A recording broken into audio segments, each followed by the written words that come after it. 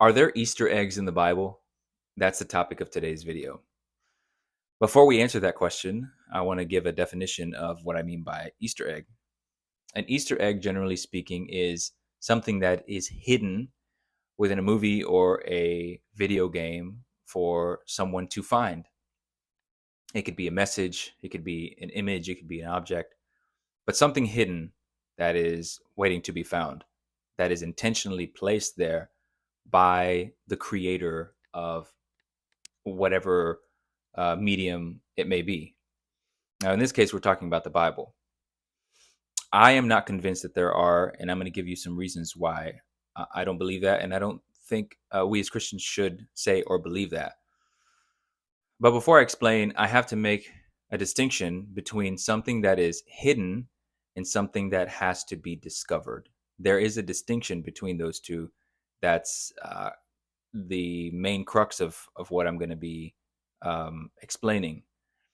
So imagine this: there's an archaeologist who uncovers an artifact. Right? They discover an artifact. They had to dig, and finally they found it under much, layers of soil and debris and whatnot.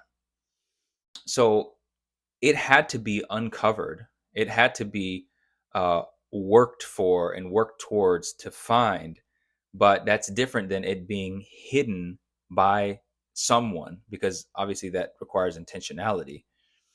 So yes, they did discover something, but it wasn't necessarily hidden from them because a person didn't hide that. It was just the location where it was, and it was uncovered to that archaeologist, but it wasn't hidden per se. Now, the other side is, imagine we put out Easter eggs in the yard for the kids to find. Now, we are intentionally placing these Easter eggs in difficult but not impossible places for the kids to find. It's for the sake of the game. It's for the sake of the hunt and the thrill. We want them to be able to find it, but we give them a little challenge. Okay, so that's the difference. There's a difference between something being hidden and something that has yet to be discovered. And how do we apply that to scripture? Well, number one, if we believe that there are Easter eggs in the Bible, we also have to believe that God, the creator, put them there. And I just don't believe that that is God's character to hide things from us and play a game with us and make the truth difficult for us to find for some kind of hunt or some kind of thrill. I just don't think that's in alignment with God's character. Number one.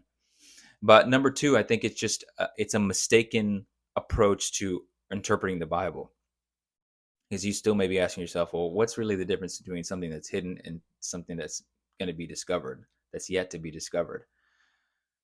Well, if you believe there are Easter eggs in the Bible, you have a fundamentally different approach to Scripture, an interpretive approach to Scripture. That is one that is allegorical, it is esoteric, and it could be mystical.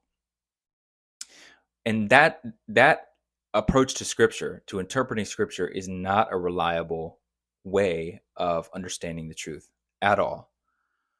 But if, on the other hand, you believe and you understand that the truth at times in Scripture has to be discovered, you will use a different biblical interpretive method, the literal, grammatical, historical method, which is a reliable hermeneutic to understand the Bible.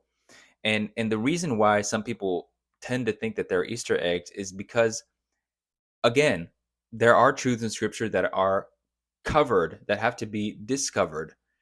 And the reason why that is because we are so far removed from when the scriptures were originally written. There's a lot of history, there's a lot of context, there's a lot of colloquialisms, there's a lot of idioms, there's a lot of different things, a lot of different ideas and meanings that we don't have immediate access to, that aren't immediately obvious to us, that we have to discover. The original audience didn't have to discover those. There was no hidden things for them. They understood, Hebrew poetry and narrative and things like that, whereas we don't. So that it does take work for us to uncover those truths. But again, if you believe one over the other, you're going to take a different biblical interpretive route than if you believe the other. So, in short, no, there are no Easter eggs in the Bible. We should really stop saying that and not believe that, because once again, it's going to lead you to interpret the Bible. That is not a reliable way to interpret the Bible.